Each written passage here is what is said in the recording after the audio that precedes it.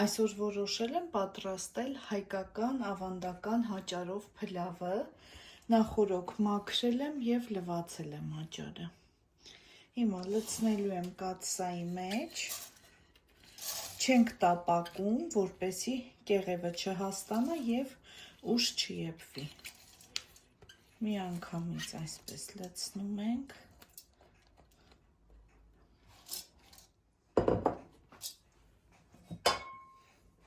Սառը ջուր ենք լցնում, մի քիչ, որ իրեն ծածկի և դնելու եմ եփվի։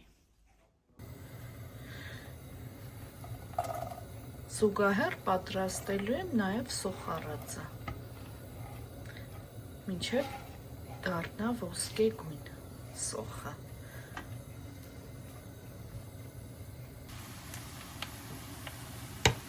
Արդեն լավ եռում է, այստեղ կավելացնենք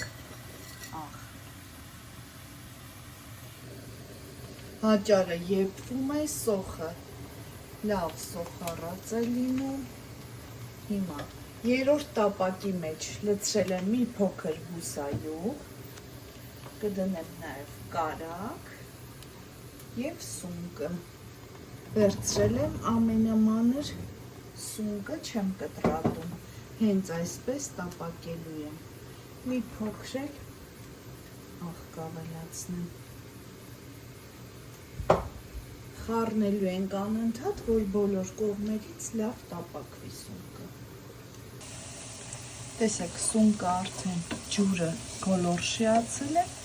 և շատ գեղեցիկ ոսկեգույն է դառել, շատ չենք չորացնում, այսպես անջատում ենք կրակը։ Հիմա մեր հաճարն էլ է արդեն եփված, սոխառածը լցնում ենք հաճարի վրա։ 5 րոպե էլ այսպես սոխառածով լավ համերը իրար է հաղորդում մեր հաճարը։ Սունկը վրայից եմ լցնելու։